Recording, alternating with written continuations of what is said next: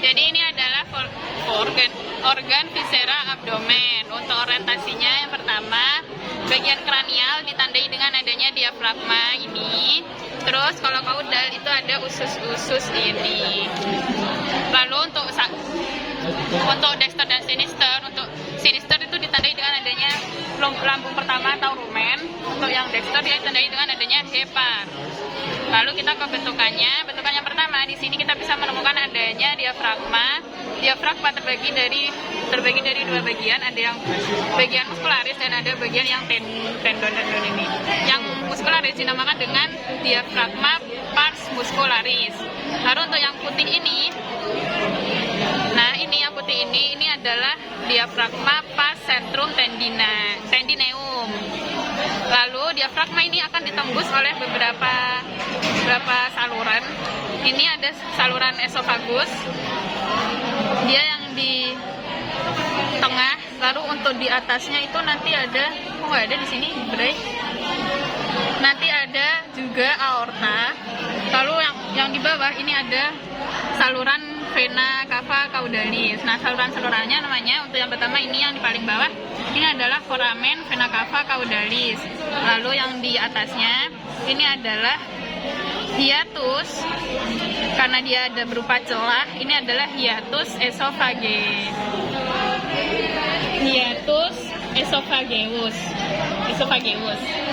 Lalu di atasnya ini adalah hiatus aorticus. Lalu kita ke bentukan lambung. Nah, di lambung ini karena dia adalah ruminansia, dia ada 4 lambung. Nah, lambung pertama itu berarti dari esofagus langsung ke lambung pertama. Lambung pertama ini adalah rumen. Nah, untuk rumen itu dibagi menjadi 4 ruang. Jadi ini ada ruang, ini adalah yang di bagian apa sih namanya?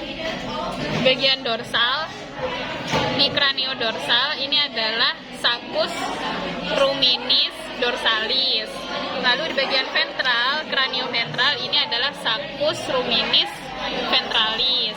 Lalu di bagian caudal ini juga ada ruangan. Ruangan yang ketiga di caudodorsal, ini adalah saccus secus caudodorsal. Saccus secus caudodorsalis. Lalu di bagian caudoventral ini adalah saccus secus caudoventralis. Lalu di rumen ini ada beberapa sulcus. Ada yang sulcus di sisi sinister. Sisi sinister itu ditandai dengan adanya si limpa ini atau lien. Lalu ada sulcus yang di sisi dexter. Juga ada sulcus di caudal. Nah, sulcusnya namanya yang di sisi sinister adalah sulcus longitudinalis sinister. Lalu yang di dexter adalah sulcus longitudinalis dexter. Lalu di bagian caudal ada sulcus caudalis. Untuk sulcus longitudinalis ini yang bagian sinister itu dilewati oleh arteri vena ruminis sinister. Kalau bagian sulcus dexter ini arteri vena ruminis dexter. Lalu kita lanjut ke bagian lambung kedua. Sebentar. Di sini di rumen itu untuk mukosanya ini bentuknya seperti handuk, dinamakan dengan papillae ruminis. Lalu kita ke lambung kedua. Ini adalah retikulum, dia ditandai dengan mukosanya itu seperti sarang lebah. Ini adalah apa, Woy? Cellulae reticuli. Lalu kita ke di retikulum ini divaskularisasi oleh arteri reticularis. Lalu kita ke lambung ketiga. Ini dia bentuknya lebih bulat dari lambung keempat nanti. Nah, di lambung ketiga ini mukosanya itu kayak seperti lembaran-lembaran gitu. Ini adalah lamina omasi. Lalu ini kita ke lambung keempat, ini dia adalah lambung sejati karena dia kimiawi, pencernaan kimiawi. Ini adalah album masum. Di album masum ini untuk mukosanya itu dia seperti tirai gitu. Ini adalah plicae spiralis abomasi, iya kan? Spiralis, plicae spiralis abomasi. Lalu abomasum ini akan membentuk sebuah sudut atau lengkungan yang dia berdekatan dengan si omasum itu dinamakan dengan curvatura minor.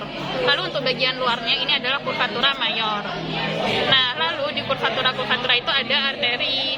Nah, arteri yang di curvatura minor yang memvaskularisasi dari si omasum ini adalah arteri gastrica sinister.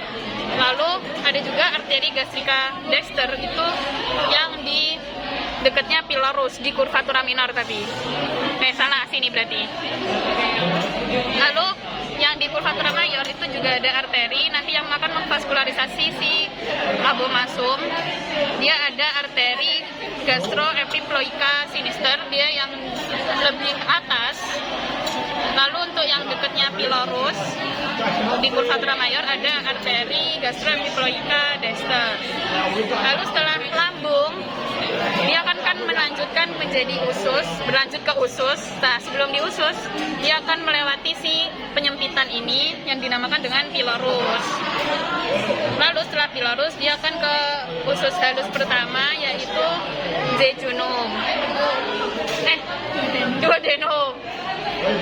Duodenum ini duodenum. Nah, di duodenum ini tuh ada bentukan seperti S, bentukan seperti huruf S, dinamakan dengan ansa duodenalis. Ansa sigmoidea. Dia divaskularisasi sama apa?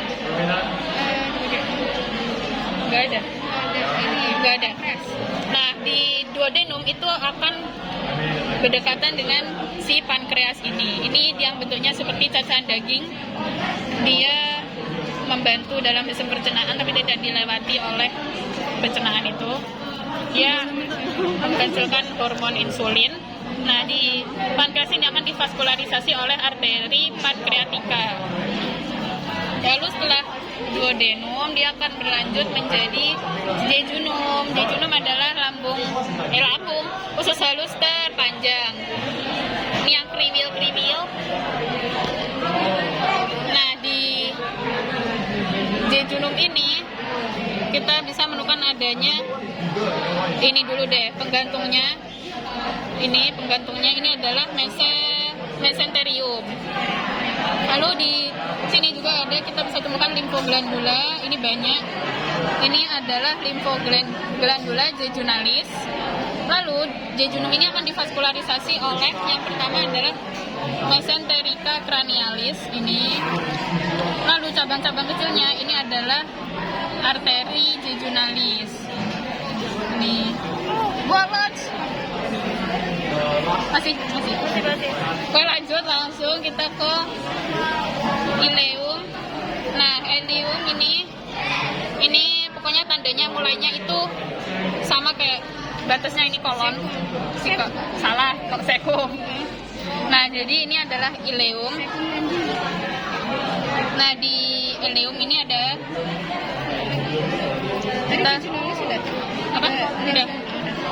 kita bisa menemukan adanya ini limfoglandula di bagian belakangnya, limfoglandula cepalis. Lalu ini adalah kolon.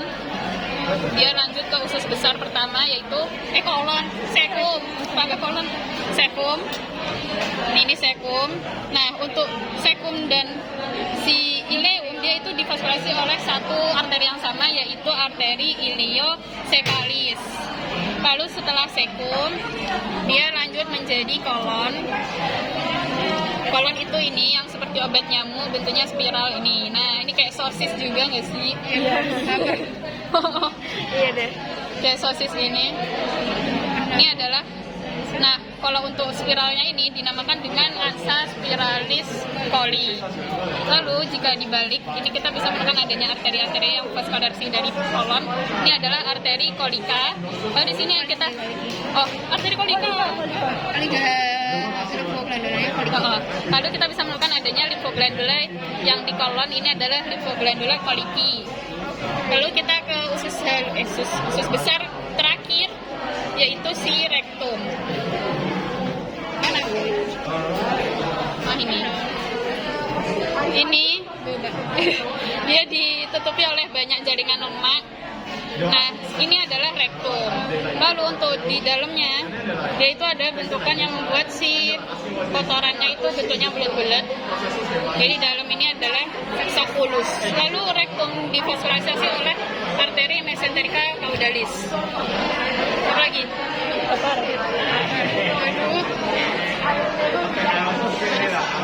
Lalu kita ke hepar.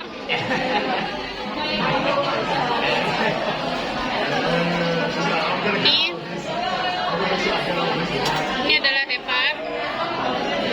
Ini adalah kranial, tandai dengan tadi ini ada diafragma, ini berarti kaudal. Nah, hepar itu terdiri dari beberapa ruangan juga. Ini ruangan yang di paling kranial, ini adalah lobus hepatis cranialis. Lobus hepatis sinister. Lalu di bagian kaudalnya itu ada lobus hepatis dexter. Lalu di bagian paling kaudal ini adalah lobus caudalis. Lobus caudatus. Lalu itu di bagian ventral yang ada ini vesica velea, ini di bawahnya vesica velea ini adalah lobus quadratus.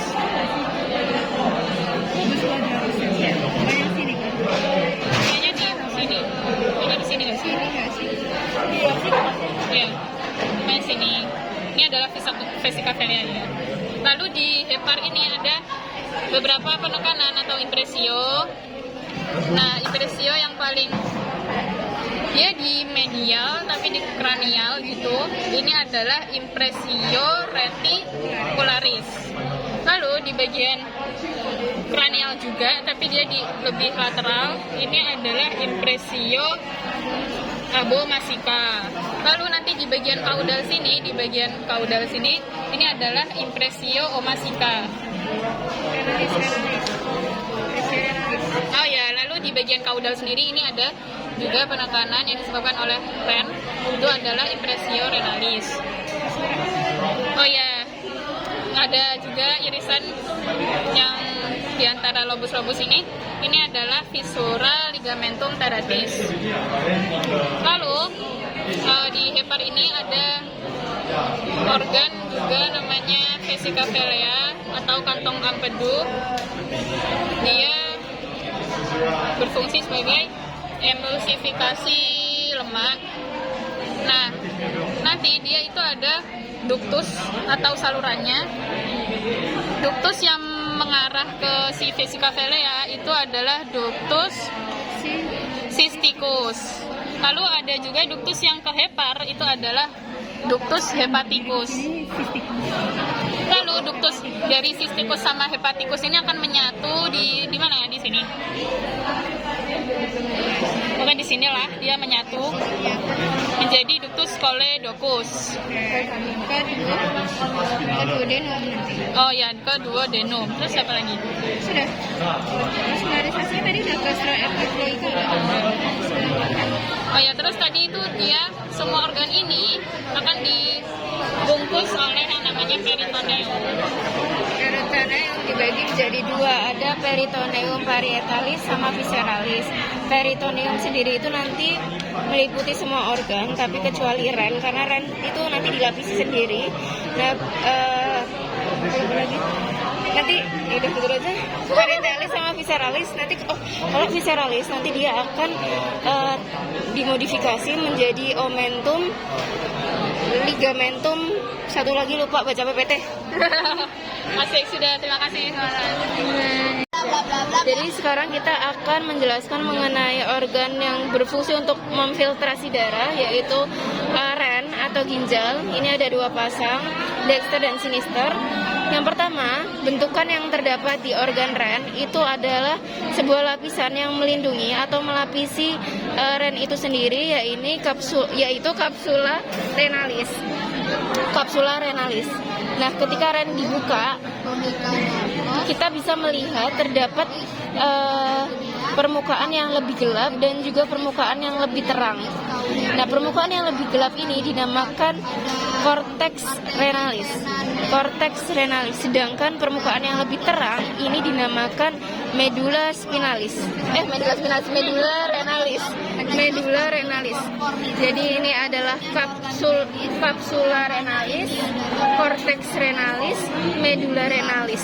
Nah, di sini itu terdapat bentukan yang bernama pelvis renalis yang berfungsi sebagai tempat menampung urin sementara. Nah, ini adalah pelvis renalis. Ketika kita tutup lagi, di sini kita bisa menemukan bentukan yang bernama hilus renalis. Jadi setelah ke pelvis renalis, dia akan ke hilus renalis. Hilus renalis nanti dia akan menyambung, itu ada ureter, yang nantinya ureter ini akan berhubungan langsung ke vesika urinaria.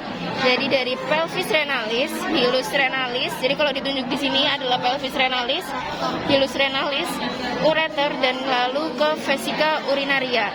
Di mana ren ini juga memiliki cabang vaskularisasi, di mana dia akan divaskularisasi dan diinervasi oleh arteri vena renalis. Arteri vena renalis sendiri nanti merupakan cabang dari aorta abdominalis.